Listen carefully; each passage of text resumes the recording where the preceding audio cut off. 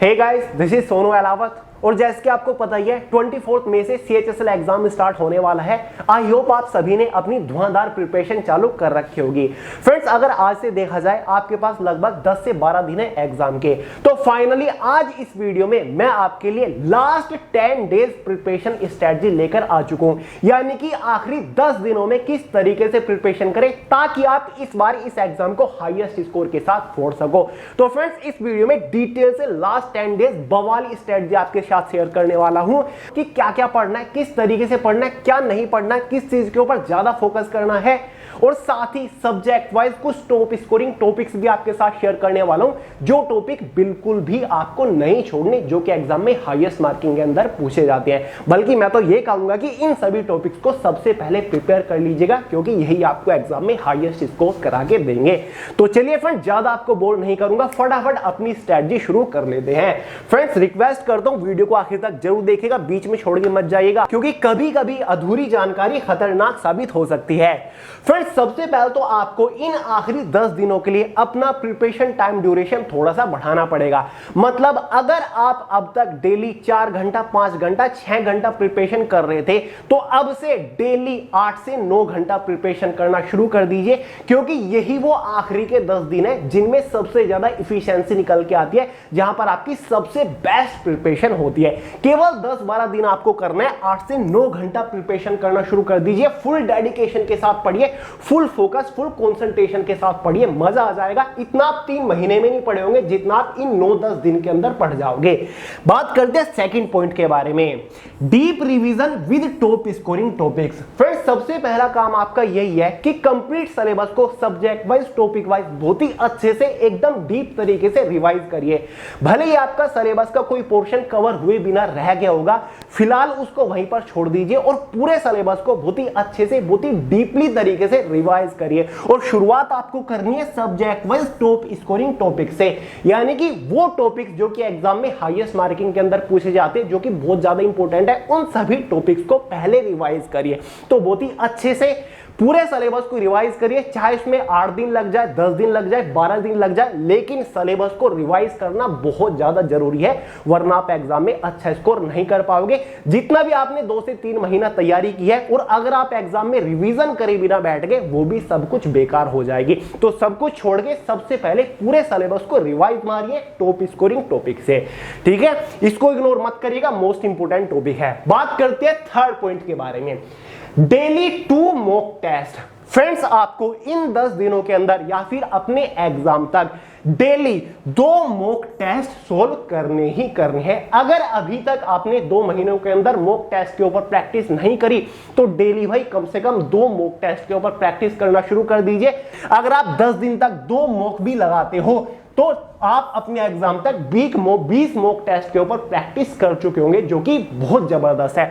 Daily friends 3 घंटे mock test लगाने के लिए टाइम निकालिए। 1 घंटे का मोबाइल के अंदर टाइमर सेट करके मॉक लगाइए, फिर आधा घंटा उसको चेक करिए, रिव्यू करिए, कहां कहां आपने गलतियां की है, क्या क्या आपके अंदर फिलहाल कमियां रह गई है, और उन कमियों को टाइम रहते दूर करने की कोशिश करिए। फिर 1 घंटे का टाइमर सेट करिए, फिर दूसरा मॉक लगाइए, फिर आधा घंटा उसको अच्छे से चेक करिए। जो जो गलतियां निकली, जो जो कमियां, उनको नोट डाउन करके उन सभी कमियों को बाहर करने की कोशिश करिए।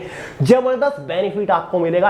और फ्रेंड्स, ये भी मैं गारंटी के साथ कह सकता हूं कि मोस्टली स्टूडेंट के सामने क्वेश्चन पेपर की टाइम ड्यूरेशन एक बड़ा चैलेंज बन के उभरेगी, जहां पर आपको 60 मिनट के अंदर 100 क्वेश्चंस को सोल्व करना होता है। इसलिए फ्रेंड्स, अगर आप एग्जाम से ज्यादा मॉक टेस्ट के ऊपर प्रैक्टिस कर लेते हो, तो ये प्रॉब्लम आपकी काफी हद तक सोल्व हो जाएगी। आप 60 मिनट के अंदर बहुत ही आराम से 100 क्वेश्चन को सोल्व करके आ जाओगे। तो भाई एग्जाम से पहले मॉक के ऊपर आपको प्रैक्टिस करनी ही पड़ेगी, चाहे कुछ भी कर लीजिए, चाहे कितना भी बच लीजिए, लेकिन अगर आपको एग्जाम में अच्छा स्कोर करना है, तो आपको मॉक के ऊपर प्रैक्टिस करनी ही पड़ेगी। इसलिए इसको बिल्कुल भी इग्नोर मत करिए। या तो आप ऑनलाइन मॉक लगा सकते हो, या फिर आप ऑफलाइन मार्केट से भी कोई मॉक टेस्ट सीरीज परचेज करके लेकर आ सकते हो, लेकिन मॉक टेस्ट के ऊपर प्रैक्टिस हो जानी चाहिए।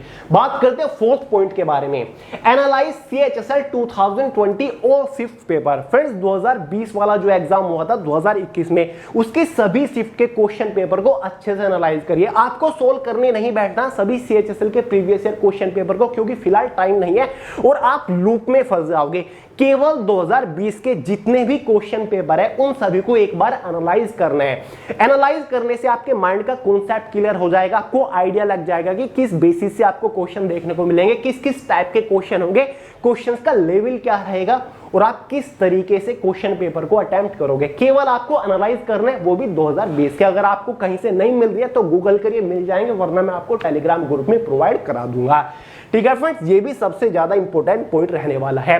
बात करते हैं फिफ्थ पॉइंट के बारे में, जो कि हमारा फोकस सेक्शन। इन आखिरी 10 दिनों के अंदर कौन कौन से सेक्शन के ऊपर हम ज्यादा फोकस करें, यानी कि वो सेक्शन जो कि आपको एग्जाम में चैलेंज दे सकते हैं और वो सेक्शन जिनसे रिलेटेड एग्जाम में हाईएस्ट मार्किंग के अंदर क्वेश्चन आपको देखने को मिलेंगे।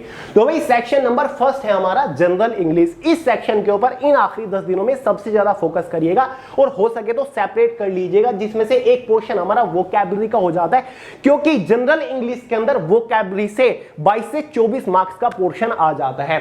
साथ ही एक हमारा एक्टिव और पैसिव वॉइस वाला पोर्शन होता है और साथ ही हमारा एक नरेशन है। फ्रेंड्स, ये दोनों पोर्शन अच्छे से कवर कर लीजिएगा, क्योंकि 26 से 30 मार्क्स का यही पोर्शन आ जाता है अगर आप वोकैबुलरी और एक्टिव पैसिव वॉइस और नरेशन को कवर कर लेते हो। तो जनरल इंग्लिश आपके सामने एक बड़ा चैलेंज बन सकता है अगर इंग्लिश आपकी बहुत ही अच्छी नहीं है। इसलिए इंग्लिश के ऊपर आखिरी टाइम में सबसे ज्यादा फोकस करिएगा, टॉपिक को बार बार रिवाइज करिएगा। क्लियर है? और वोकैबुलरी की आपको प्रॉब्लम मैं होने नहीं दूंगा। आपको पता ही होगा 20 मई को चैनल के ऊपर कंप्लीट वोकैबुलरी का एक जबरदस्त मैराथन आ रहा है CHSL के लिए, तो वेट करिएगा। सेकंड सेक्शन हमारा स्टैटिक जीके का है। पूरी जनरल अवेयरनेस अगर अभी तक आपकी कवर नहीं हुई है, हिस्ट्री ज्योग्राफी वगैरह, तो उसको फिलहाल छोड़ दीजिए और टाइम जितना भी आपके पास बचा है उसके अंदर स्टैटिक जीके को ज्यादा फोकस करिए, क्योंकि स्टैटिक जीके से आपको 10 से 12 डायरेक्ट क्वेश्चन देखने को मिल जाएंगे और टॉपिक वाइज स्टैटिक जीके का पोर्शन कवर करिएगा हो सके तो। ठीक है, थर्ड सेक्शन हमारा करंट अफेयर है। हर एक शिफ्ट में 8 से 12 क्वेश्चन करंट अफेयर के आपको देखने को मिल जाएंगे, तो कम से कम लास्ट 12 मंथ के करंट अफेयर कवर करने की कोशिश करिएगा। और अगर आपके पास टाइम नहीं है, कोई बड़ा पोर्शन कवर हुए बिना रह गया है, तो कम से कम भाई लास्ट 6 मंथ्स के करंट अफेयर जरूर कवर कर लीजिएगा, क्योंकि आपको काफी सारे क्वेश्चन डायरेक्ट देखने को मिलेंगे। और वैसे भी करंट अफेयर की लास्ट 12 मंथ का एक जबरदस्त मैराथन आ रहा है 15 मई को शाम 5 बजे। फॉलो जरूर करिएगा, भूलिएगा मत। नेक्स्ट सेक्शन हमारा मैथमेटिक्स का है, अलजेब्रा। किसी शिफ्ट में 2-3 क्वेश्चन आ जाते हैं और किसी शिफ्ट में एक भी क्वेश्चन नहीं आता, लेकिन अलजेब्रा ऐसा सेक्शन है जो कि आपको डेफिनेटली चैलेंज देगा ही देगा। तो हो सके तो अलजेब्रा को फोकस कर लीजिएगा। ट्रिग्नोमेट्री से 2 से 3 क्वेश्चन काफी सारी शिफ्ट में आपको देखने को मिलेंगे, इसको अच्छे से फोकस करिएगा। और मेंसुरेशन एक स्पेशल सेक्शन है, इसको भी फोकस करिएगा। तो फ्रेंड्स, मेरे हिसाब से आखिरी 10 दिनों में इन 6 टॉपिक्स को अगर आप ज्यादा फोकस करते हो तो डेफिनेटली काफी बेनिफिट आपको देखने को मिल जाएगा। ठीक है, पहले रिवीजन करिए, मॉक टेस्ट लगाइए, टाइम बचे तो इन सभी पोर्शन को, इन सभी सेक्शन को अच्छे से कवर कर लीजिएगा। फाइनली बात कर लेते हैं भाई टॉप स्कोरिंग टॉपिक के बारे में, जो कि सब्जेक्ट वाइज आपको बताने वाला हूं। देखिए फ्रेंड्स, आखिर के 10 दिन बचे हुए हैं, तो एक बार शॉर्टी ले लीजिए। क्या ये सभी टॉपिक्स आपने अच्छे से कवर कर रखे हैं? अगर इनमें से कोई टॉपिक अच्छे से कवर हुए बिना रह गया है, तो सबसे पहले उसी से रिलेटेड अपना कॉन्सेप्ट क्लियर करिए, उसी को अच्छे से रिवाइज कर लीजिएगा। ठीक है, क्योंकि इन सभी टॉपिक से रिलेटेड आपको एग्जाम में ज्यादा से ज्यादा क्वेश्चंस देखने को मिलेंगे। सबसे पहले बात करते हैं रीजनिंग के बारे में। तो रीजनिंग का सबसे इंपॉर्टेंट टॉपिक हो जाता है सीरीज, जिससे रिलेटेड काफी क्वेश्चन बनेंगे। नेक्स्ट है हमारा मैथमेटिकल ऑपरेशन। 2 क्वेश्चन हर एक शिफ्ट में पक्के हैं। डाइस से रिलेटेड 1 से 2 क्वेश्चन मिलेगा, ब्लड रिलेशन से रिलेटेड 1 से 2 क्वेश्चन पक्का मिलेगा, साथ ही स्टेटमेंट और कंक्लूजन से रिलेटेड 2 क्वेश्चन पक्के मिलेंगे। और काफी सारे लोग इन्हीं को गलती करके आएंगे, इसलिए फोकस करिएगा। नंबर पजल से रिलेटेड 1 से 2 क्वेश्चन गारंटीड आएगा आपका। पेपर कटिंग एंड फोल्डिंग से रिलेटेड 2 क्वेश्चन पक्के हैं। मिरर इमेज से बेसिक सा 1 ही क्वेश्चन आएगा, साथ ही सिलोगिज्म से क्वेश्चन आएंगे, बेसिक से क्वेश्चन आएंगे, एनालॉजी से आप कर ही लोगे। तो फ्रेंड्स, ये रीजनिंग के 10 टॉपिक है जिनसे रिलेटेड मैक्सिमम क्वेश्चन आपको एग्जाम में देखने को मिलेंगे। शॉर्टी ले लीजिए एक बार, ये सभी टॉपिक आपके अच्छे से कवर्ड है या फिर नहीं। जनरल अवेयरनेस करंट अफेयर के बारे में बात करें, इंपॉर्टेंट डेज अगर आपने अच्छे से कवर कर रखे तो बहुत अच्छी बात है। एग्जाम में 1 से 2 क्वेश्चन हर एक शिफ्ट में देखने को मिलेगा। उस दिवस का थीम भी कई बार पूछ लिया जाता है। कैबिनेट मिनिस्टर्स गारंटीडली पूछा जाएगा। इंपोर्टेंट समिट्स जितने भी 2022-21 में हुए डेफिनेटली पूछे जाएंगे, करंट अफेयर का टॉपिक है। अवार्ड्स जैसे कि हाल ही में 2022 में पद्म अवार्ड दिए गए हैं, साथ ही नोबेल प्राइज 2021 के अनाउंस हुए थे, इनसे रिलेटेड क्वेश्चन बनेंगे ही बनेंगे। जितनी भी हाल ही में नई अपॉइंटमेंट्स नियुक्तियां हुई है, इनसे रिलेटेड क्वेश्चन पक्का मिलेगा। बुक्स और ऑथर 2021-22 में जो लिखी गई है, साथ ही जो बुक्स ऑलरेडी पॉपुलर हो रखी है उनके बारे में क्वेश्चन बनेगा ही बनेगा। स्टेट सीएम एंड गवर्नर, फिलहाल के राज्य के सीएम और गवर्नर के बारे में गारंटीडली हर एक सीट में क्वेश्चन देखने को मिलेगा। साथ ही सेंट्रल गवर्नमेंट की जो इंपोर्टेंट स्कीम्स योजना है उनसे रिलेटेड क्वेश्चन मिलेगा। बजट 2022-2023 का जो फरवरी में जारी हुआ था उससे रिलेटेड इंपोर्टेंट क्वेश्चन बनेंगे। फ्रेंड्स, जितने भी ये टॉपिक मैं आपको बता रहा हूं ना स्पेशल जनरल अवेयरनेस के, इनसे रिलेटेड 4 घंटे के पावरफुल मैराथन आपको ऑलरेडी 5 मई को प्रोवाइड कर चुका हूं चैनल के ऊपर। इस महीने की सबसे ज्यादा बार देखे जाना वो लेक्चर बन चुका है यूट्यूब के ऊपर। लिंक डिस्क्रिप्शन बॉक्स में स्पेशल सीएचएसएल वालों के लिए वो स्टैटिक जीके का बहुत जबरदस्त मैराथन प्रोवाइड किया था, लिंक डिस्क्रिप्शन बॉक्स में देख लीजिएगा, सभी टॉपिक कवर हो जाएंगे। फोक डांसेस से रिलेटेड हर एक शिफ्ट में 1 से 2 क्वेश्चन मिलेगा। Festival in first in India, national park से रिलेटेड एक क्वेश्चन, मॉन्यूमेंट टेंपल से रिलेटेड, सोलर सिस्टम से एक क्वेश्चन, हेडक्वार्टर उनकी लोकेशन से क्वेश्चन देखने को मिलेगा, फंडामेंटल राइट्स एंड आर्टिकल से क्वेश्चन, इंपोर्टेंट अमेंडमेंट से related question, Indus valley civilisation से 1 से 2 क्वेश्चन मिलेगा, फाउंडर ऑफ डाइन सिटी से रिलेटेड हिस्ट्री में मोस्ट इंपोर्टेंट है, पढ़ लीजिएगा। ठीक है, थर्ड आ जाता है हमारा नेशनल मूवमेंट्स, यानी कि 1885 से लेकर 1947 तक सभी कवर करनी है। एसआई यूनिट जनरल साइंस का टॉपिक है, पीएच वैल्यूज के बारे में पूछा जाएगा। साथ ही पावर और मोशन फिजिक्स का मोस्ट इंपोर्टेंट टॉपिक है, सबसे ज्यादा क्वेश्चन पूछ जाते हैं। लाइट और मिरर से सबसे ज्यादा सीएचएसएल में फोकस किया जाता है। बायोलॉजी का विटामिन्स और डिजीज से रिलेटेड एग्जाम में क्वेश्चन डेफिनेटली बनेंगे। ग्लैंड के बारे में एग्जाम में पूछा जाएगा। साथ ही बेसिक फंडामेंटल ऑफ कंप्यूटर के बारे में 1 से 2 क्वेश्चन बन सकता है, जहां पर आपको बेसिक फुल फॉर्म वगैरह पूछी जा सकती है। तो भाई जीएस का ये इंपोर्टेंट पोर्शन है। मैथमेटिक्स में एलसीएम एचसीएफ से क्वेश्चन बन सकते हैं। साथ ही प्रॉफिट एंड लॉस से 2 से 3 क्वेश्चन हर एक शिफ्ट में पूछे जाते हैं। परसेंटेज से 2 क्वेश्चन पक्का आएंगे। रेशियो प्रपोर्शन छोड़ना नहीं है, 2 क्वेश्चन पक्का है। एवरेज से 1 क्वेश्चन पक्का आएगा इनिंग वाला। साथ ही सिंपल और कंपाउंड इंटरेस्ट है 1 क्वेश्चन गारंटीडली आएगा। टाइम एंड वर्क से 2 क्वेश्चन डेफिनेटली आएंगे। टाइम एंड डिस्टेंस से 1 से 2 क्वेश्चन गारंटीडली मिलेगा। अलजेब्रा से किसी शिफ्ट में 2-3 क्वेश्चन या फिर किसी शिफ्ट में पूछा भी नहीं जा सकता। मैनिपुलेशन से 1-2-3 क्वेश्चन डेफिनेटली आएगा। ट्रिग्नोमेट्री से भी 1-2-3 क्वेश्चन गारंटीडली आएगा। तो ये 3 टॉपिक तो मोस्ट इंपोर्टेंट है, जो कि आपको एग्जाम में चैलेंज दे सकते हैं। लेकिन अगर ये टॉपिक अच्छे से कवर नहीं हुए तो इनको कवर कर लीजिएगा, इनके ऊपर अच्छे से रिवाइज करिएगा। Last in general English spelling test जो हमारा होता है ना, 2 क्वेश्चन गारंटीडली है। 1 वर्ड सब्स्टिट्यूशन से 2 क्वेश्चन है, एंटोनियम से 2 क्वेश्चन है, सिनोनियम से 2 क्वेश्चन है, इडियम एंड फ्रेज से 2 क्वेश्चन है।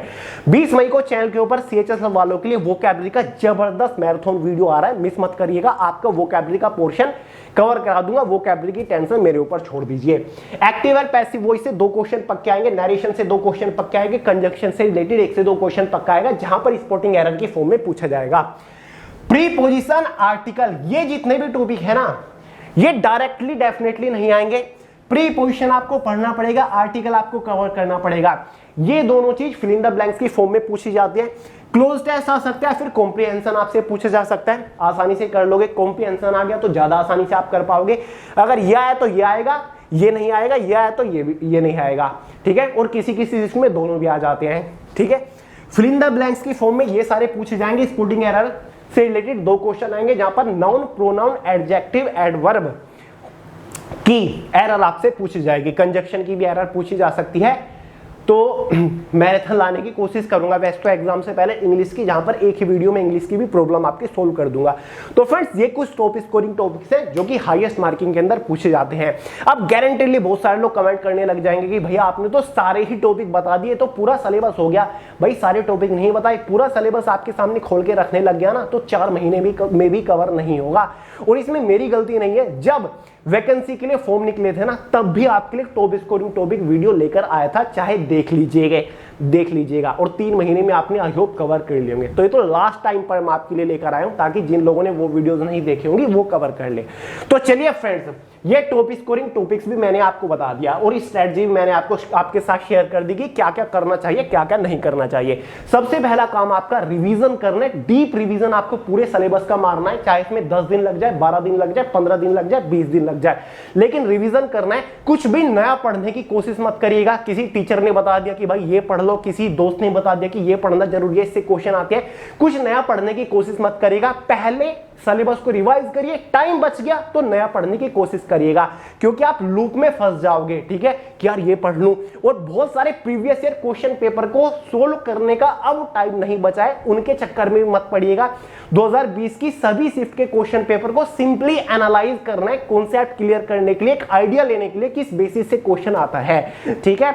और मॉक टेस्ट आपको जरूर लगानी है, क्योंकि एग्जाम में क्वेश्चन पेपर की टाइम ड्यूरेशन आपके सामने बड़ा चैलेंज बन के उभरेगा, जहां पर आपको 60 मिनट के अंदर 100 क्वेश्चन को सोल्व करना है। अगर आप मॉक टेस्ट के ऊपर प्रैक्टिस ना करके गए तो 60 मिनट के अंदर 100 क्वेश्चन सोल्व करना आपके सामने एक बड़ा चैलेंज बन जाएगा। तो मॉक टेस्ट के ऊपर प्रैक्टिस करना बहुत ज्यादा जरूरी है। तो चलिए फ्रेंड्स, इस वीडियो में इतना ही था। पसंद आयो लाइक करेगा, दोस्तों का शेयर करेगा, चैनल को सब्सक्राइब करना मत भूलिएगा। मिलते हैं अगली वीडियो में बहुत जल्द, तब तक के लिए जय हिंद।